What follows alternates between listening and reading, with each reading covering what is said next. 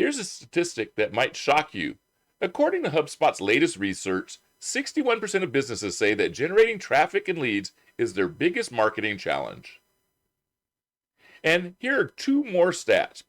68% of B2B businesses have not properly identified their funnel, and 65% of B2B businesses have no established lead nurturing processes. But here's what's even more shocking. Most of these businesses are using lead generation tactics every single day. They're running ads, creating content, building landing pages, and sending emails. So why are they struggling? The answer's simple. They lack something that I call lead generation literacy.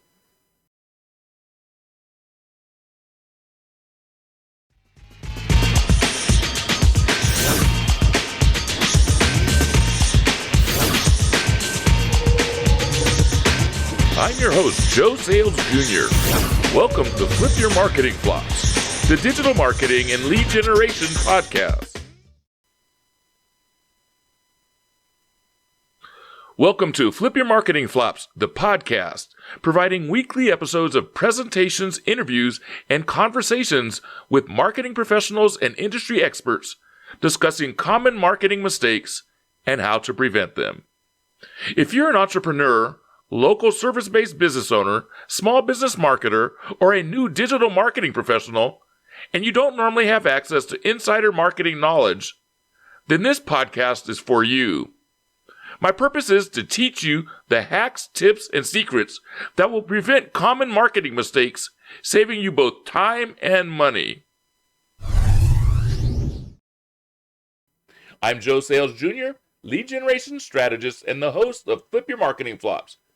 And today I want to introduce you to a concept that doesn't exist anywhere else in the marketing world because I coined the term specifically to address the problem I just described. And that's lead generation literacy. In the next 25 minutes, you're going to learn what lead generation literacy really means, why it's the missing piece in most marketing strategies, and how developing this literacy can transform your business from struggling to get leads to having a predictable, sustainable system that brings qualified prospects to your door. By the end of our time together, you'll have a complete roadmap, not just for doing lead generation, but truly understanding it at a level that puts you ahead of 90% of your competition. So, does this sound good? If so, let's dive in. Defining lead generation literacy. So, what exactly is lead generation literacy? Well, here's my definition. Lead generation literacy is a complete understanding of the processes and steps involved in lead generation. This includes aligning the AIDAS customer journey framework with a systematic approach that creates predictable results. Now, you're probably thinking, Joe, I already know about lead generation. I run Facebook ads. I do content marketing. I have a website. And I get that. But here's the thing. Those are tactics, and knowing tactics is not the same as being lead generation literate. Let me give you an analogy. Years ago, I was an elementary school teacher. One thing I learned is that a person who can read individual words is not necessarily literate. Literacy means you can read those words, understand their meaning, comprehend how they connect to form ideas, and apply that understanding to create new knowledge. The same is true with lead generation. Most business owners I meet know individual lead generating tactics. They know Facebook ads exist. They know that they should have a lead magnet. They know how email marketing is important. They also know how they need landing pages, right? And they're learning that AI is becoming super important in their marketing efforts these days. But what they don't understand is they don't understand how these pieces fit together in a cohesive system. They don't understand the psychology behind why someone goes from stranger to prospect to customer. They don't understand the timing, the sequence, or the strategy that makes it all work.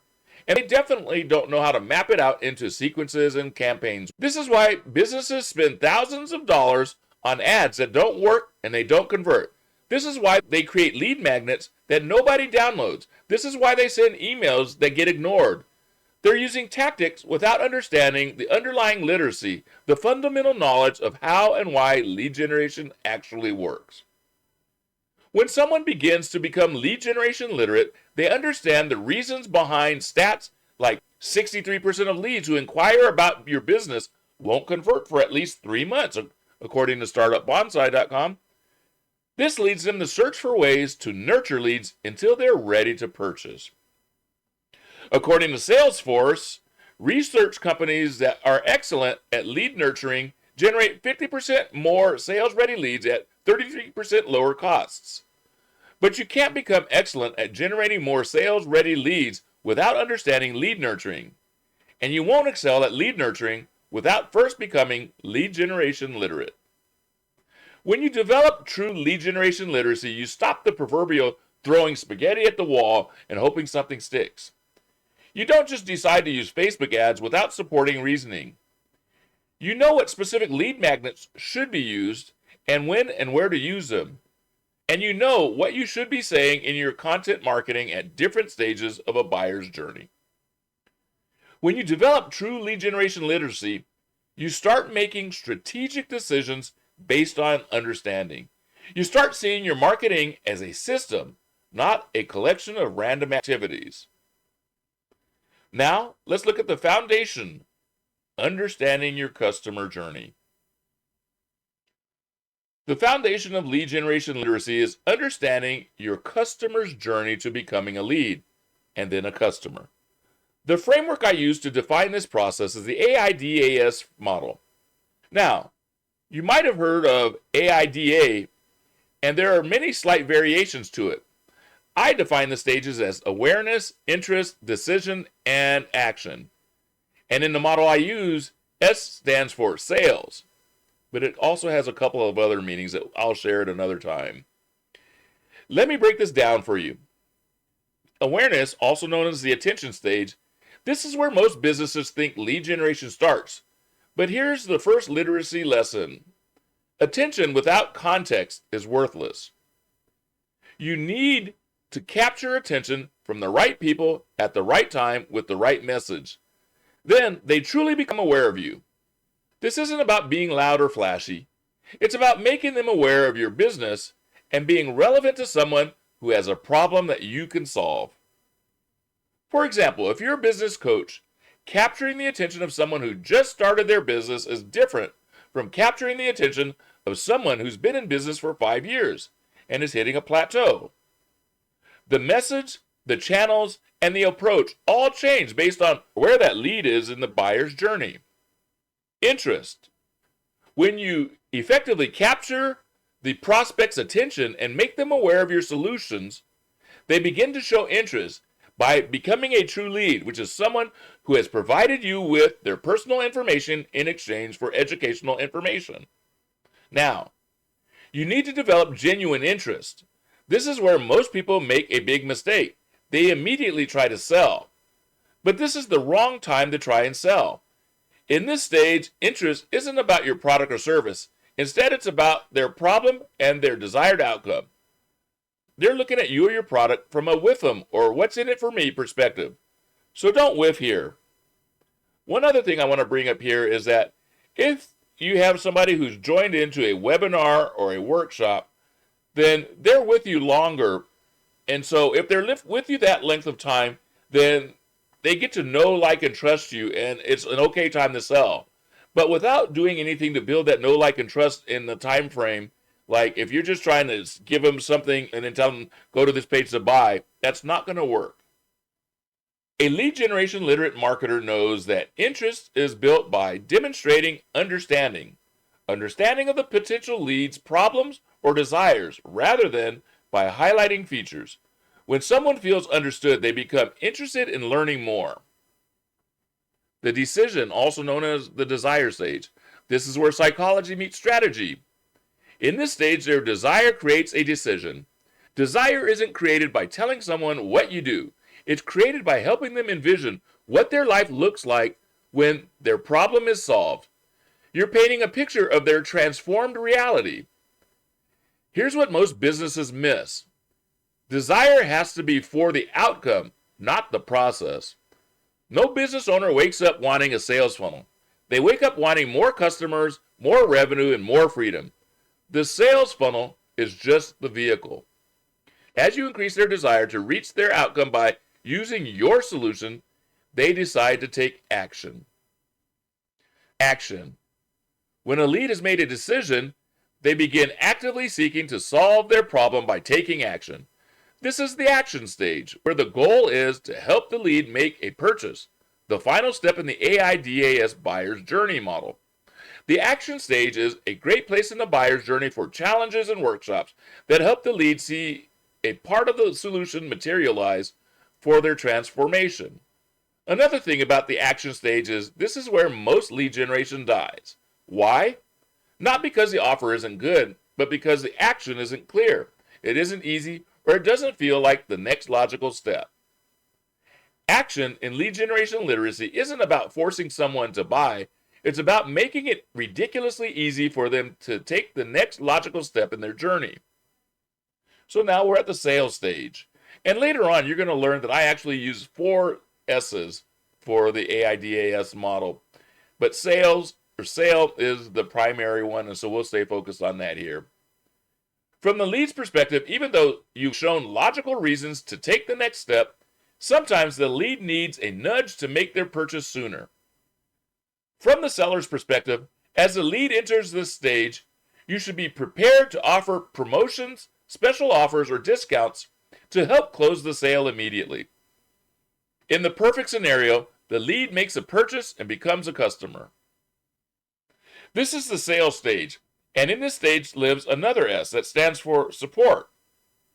This is where you onboard the new customer and get them started on their transformation process. Your support helps the customer build confidence in their purchase. Support is where you prove that taking action was the right decision. It's where you deliver on your promise, provide value, and begin building a relationship that eventually leads to a loyal customer. Let me give you a real example. I worked with a financial advisor who was struggling with lead generation. She was running ads that said, "Get your free financial review." Sounds good, right? But it wasn't working. When we applied lead generation literacy, we realized she was skipping straight to the action without properly building awareness, interest, and decision. In other words, she was going straight to the bottom of the funnel, straight for the sale. We changed her approach, and it looked like this. In the awareness stage, we did something like this. If you're within 10 years of retirement and worried your savings won't be enough, and we use that kind of message. In the interest stage, we created a free guide called the 10 Critical Retirement Planning Mistakes that could cost you hundreds of thousands. At the decision stage, we provided case studies showing how other people close to retirement secured their financial future. When it came to the action stage, we used messaging that said, download the guide to see the mistakes and get a personalized review. And in the sales stage, we provided a video series that walked through each mistake with specific examples. The result? Her lead generation improved by 340% in 90 days. And more importantly, the quality of her leads improved dramatically because people understood exactly what they were getting and why they needed it. Now, let's look at the Lead Generation Made Simple framework. Now that you understand the customer journey, let me share the framework that makes all of this practical and simple to implement. This is what I call the Lead Generation Made Simple process, and it's built on 5 core steps that business owners must take to solidify their lead generating process. Here are the 5 steps of the Lead Generation Made Simple process. Number 1 is you have to design a strategy. Second is assess your marketplace. Third is identify your audience. Fourth is attract your prospects. And fifth is convert your prospects into leads. So we begin the Lead Generation Made Simple process by creating a clear and concise lead generation strategy. So let's have a look. Step number 1, design a strategy for clarity of purpose. Before you create a single ad, write a single email, or build a single landing page, you need absolute clarity on 3 things. 1. Who is your ultimate prospect, or also known as your ideal customer? 2. What specific problem do you solve for them? And 3. What outcome do they want most? Now here's the thing. Most businesses think they know these answers, but when I dig deeper, I find vague generalizations like, we help businesses grow. This statement is not clear and does not lead to a clarity of purpose. But a statement like, we help service-based businesses that have been in operation for 2 to 5 years break through the 7-figure revenue ceiling by implementing systematic lead generation processes. Well, guess what? That's clarity. And that clarity is the message. However, to achieve this clarity, we need to conduct some research. We need to learn about our ultimate prospect. As I just said, we need to know what specific problems they have and what outcome they're looking for. We also need to know more about our competitors and our current market position. This way, we can pinpoint how we can solve the problems and help transform the ultimate prospect into meeting their desired outcomes while being uniquely positioned. With this knowledge, we can develop messaging that will attract the prospect to our offers through our messages. We can also utilize this knowledge combined with demographic insights to understand where and how they will address their issues, allowing us to intervene at the most opportune times and provide them with the most relevant information based on their stage in the buyer's journey. The last thing to consider is that we need to design a system to capture prospects while they're interested and have made the decision to actively seek a solution. With this systematic approach, we can then convert leads into customers. Without this clarity and these next 4 foundational steps, your lead generation strategy will be built on a shaky foundation that can easily crumble. So in step number 1, we begin by designing a strategy to create clarity. Clarity not just of the prospect, but also of our business goals. Then we map out the steps through creating SMART, which is specific, measurable, attainable, relevant, and timely objectives to work towards. So we got to work towards SMART objectives. Now at this stage, we begin building up the 4 foundational pillars of our strategy in steps number 2 through 5. Step number 2, marketplace assessment. Step number 2 is the first foundational pillar of our strategy. As a business, you must know where you are positioned in the competitive marketplace. To do this, you conduct a thorough marketplace assessment. This does not have to be complicated, but it must be done. Our process is simple. First, we do a self-assessment, and second, we analyze the competition. Here's a look at our self-assessment. It's built around a conversation I had with my father back in 2010. When I was trying to explain my job to my father, who was 75 years old at the time, I used a bicycle analogy. I said, you know how a bike won't go anywhere without someone sitting on it? Well, in digital marketing, a business can't go anywhere without someone wanting to accomplish something.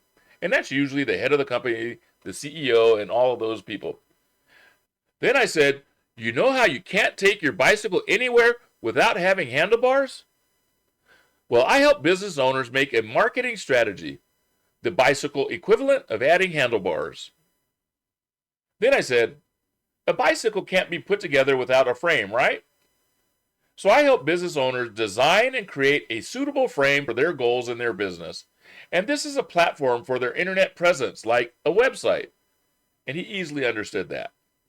So then I said, a bicycle doesn't go anywhere without pedals and a chain connected to the rear wheels, right? And then, the faster you pedal, the faster you go. To which I added, the more money you put into advertising that represents the rear wheel, the faster you can get leads. And he totally understood that. So I finished the analogy by sharing that the front wheel of the bicycle is free spinning, and it's not driven by itself. It represents other marketing activities that you can do for free. And to this, he understood the basics of what I do. Now, I tell you this because in the self-assessment process, I ask clients what they know about digital marketing. If they don't completely understand it, I share this lead generation bicycle analogy if needed. And here's where it comes in handy, because the second phase of the self-assessment involves using the lead generation bicycle analogy as a basis for organizing an audit of their lead generation process through digital marketing activities. Then we move into the competitive analysis and how their business will fit into the landscape. To keep things simple, we conduct a SWOT analysis. SWOT stands for strengths and weaknesses, opportunities and threats.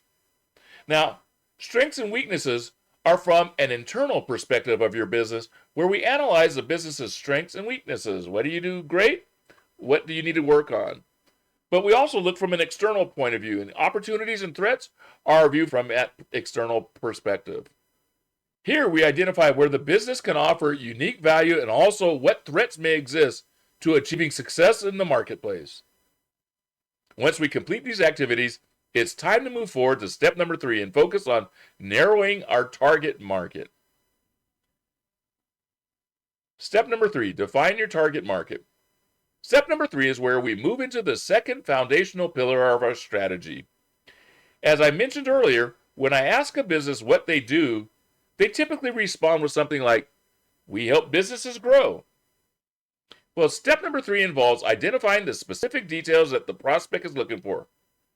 We do this with an analogy by first stepping back and examining our target market, then narrowing it down to our ultimate prospect. So, I'll use an analogy of a boy band for our example. I define the target market as anyone who might be interested in the boy band, which equates to anyone who might benefit from the solutions that your business offers. So, next, we narrow down that target market by defining its target audience. In my analogy, the target audience is the limited number of people who have purchased tickets to attend the boy band's specific concert. And I equate this to being anyone who is actively seeking the solution that you offer. Then we move into buyer personas. Your buyer personas represent individual avatars within your target audience. The buyer personas might look like this: the teenage girls who make up 85% of the band's concert audience. 10% might be the moms of those girls who attend with their daughters. 4% could be the dads of those girls. And another 1% could be the boyfriends and the brothers of those girls. In this analogy, there are 4 possible buyer personas. Similarly, for your business, there may be an obvious larger buyer persona group, but you may also have several smaller groups within it. From here, you would choose your ultimate prospect. Your ultimate prospect is the one ideal avatar or buyer persona that you are targeting with your messaging. If you're targeting your number 1 buyer persona as your ultimate prospect, then you would probably target the 85% of the group that is made up of teenage girls. In your lead generation strategy, you'll likely start targeting your number 1 buyer persona with your messaging. But depending on your circumstances, you might intend to target your other buyer personas as your ultimate prospects. With your number 1 buyer persona, who is now your focus as the ultimate prospect, you're going to dig in deeper. From here, you're going to want to identify more specifics about your ultimate prospect to create messaging that attracts them. You'll aim to identify the exact types of people, the circumstances that cause their pain points, and the solutions that they're seeking. You'll also want to make sure this is a prospect you want to work with, and one that can be profitable. Once you've done these things, and you are armed with some demographic factors, you'll then have an idea of where your ultimate prospect is and most likely to go to solve their issues. At this point, you go to where they are online and insert your business into the conversation with strategic content designed to attract your prospect and meet them with what they are searching for at the different stages of their buyer's journey. Now let's look at step number 4, attracting prospects. Step number 4 is our third foundational pillar of our strategy. In this stage, we create strategic content that serves to guide a prospect through the stages of the buyer's journey. There are 2 essential keys to developing attractive content. The first one is to create unmistakable clarity about who you are, what you do, and why you do it. You achieve this by clearly defining your unique value proposition and your mission statement. These make up what you offer and why you do so. Then the second key is about creating content. But it's not about creating more content. Instead, it's about meeting the ultimate prospect where they are on their journey. You create attractive marketing messaging tailored to the different stages of the buyer's journey. In other words, you create the right content for the right stage of the customer journey. Every piece of content should have a specific purpose as well. For instance, in the awareness stage, you create content that attracts your ultimate prospect. In the interest stage, you create content that positions you as the expert. In the decision stage, you create content that makes the next stage obvious. And in the action stage, you create content that tips the scale in your favor for them to take action and make a purchase. Here's a lead generation literacy insight for attracting prospects and guiding them through their journey. Your content should always serve your customers first and your business second. When you reverse that order, your content becomes self-serving and is likely to stop generating leads. If you get your ultimate prospect, their needs, your messaging, and your timing wrong, you're going to have difficulty turning the prospect into a customer. So let's look at how to capture and convert leads in step number 5. This is the fourth and final foundational pillar, where technology meets your strategy. We've created a systematic approach to identifying our customer prospects and to attracting them. Now, we will discuss the systematic approach to capturing leads and converting them into customers. To do this, you need systems that capture leads at multiple points, qualify leads automatically, and deliver value immediately. They also need to move leads through your funnel seamlessly. A lead generation literate marketer knows that lead capture isn't just about forms and landing pages. It's about creating multiple pathways for different types of prospects to engage with your business. I can't stress enough the importance of ensuring that all these processes align with the customer journey stages. While these different touchpoints are part of intelligent nurturing, this is also where the most businesses tend to fall short. They tend to do so by capturing a lead, then either immediately trying to sell something or sending generic information such as newsletter content. Intelligent nurturing involves understanding that different leads require different information at various stages. Someone who downloaded your Getting Started guide needs different nurturing than someone who attended your advanced webinar. Your nurturing sequences should be educational, valuable, and progressively move people toward a purchasing decision without being pushy or salesy. Now we'll focus on converting the leads into customers. This is where your lead generation turns from being an expense into an investment. It's important to note that generating leads alone is not enough. You must also convert a high percentage of those leads into customers at a rate that makes your entire system profitable. To focus on converting a higher percentage of leads, in the next context of lead generation literacy, optimizing lead conversion means testing and improving every step of your funnel, understanding why leads do or don't convert, optimizing for quality, not just quantity, and creating better systems that get better over time. Now let's have a look at lead generation literacy in action. Here's what makes someone truly lead generation literate: understanding these 5 steps and how they work together as a system. Most people try to optimize one pillar at a time. They focus on getting more traffic or creating better content or improving their email sequences. However, lead generation literacy means understanding the entire system and recognizing how each component impacts the others. For example, if your lead capture is working but your conversion is low, the problem might not be in your sales process. It might be that your content is attracting the wrong type of people. If your nurturing sequences are not working, the problem might be that your initial lead magnet is setting the wrong expectations. A lead generation literate marketer can diagnose problems anywhere in the system and make strategic improvements that enhance the entire funnel, not just one piece. Let me share a personal case study that demonstrates this. When I first created my course, it was in the beta stage and I was generating plenty of interested leads and converting them all into students. When I analyzed those who had found satisfaction in the course through a lead generation literacy lens, I discovered a real problem with the dissatisfaction of one student. This dissatisfaction stemmed from my step number 4, which lacked clarity in my digital strategy message. You see, my marketing messaging was highly effective in capturing leads and converting them into customers. It was designed to attract individuals who wanted to scale an existing business. However, it wasn't designed to filter out those who wanted to start new businesses, such as the dissatisfied student. By refining the clarity of my content and adjusting my message, I not only improved my conversion rates, but I also enhanced the quality of my leads, customer acquisition costs, and increased customer lifetime value.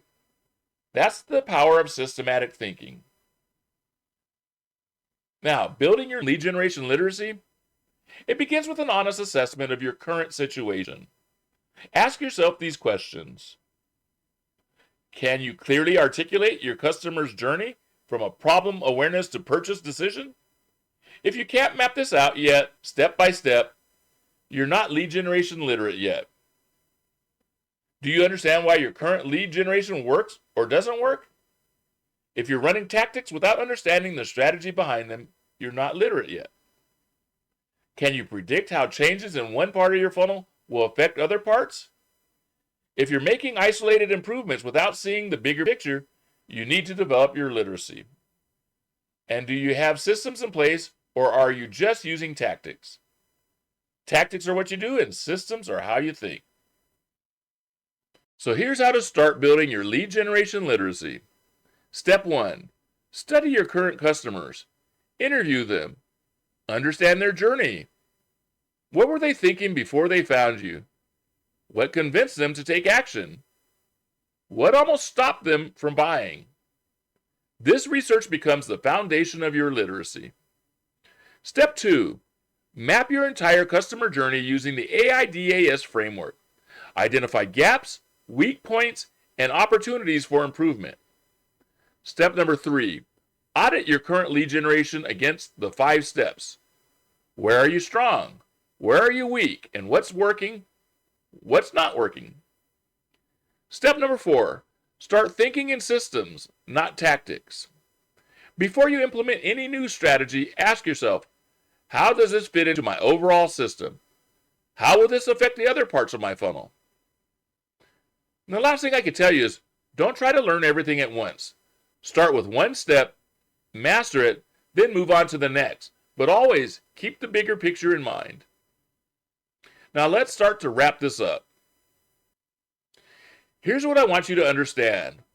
Lead generation literacy isn't just a nice-to-have skill, it's a business survival requirement. The businesses that will thrive in the next decade are the ones that understand their customers deeply. They create systematic approaches to attracting and converting prospects and can adapt their strategies based on data and results. The businesses that will struggle are the ones that keep throwing money at tactics without understanding the underlying strategy.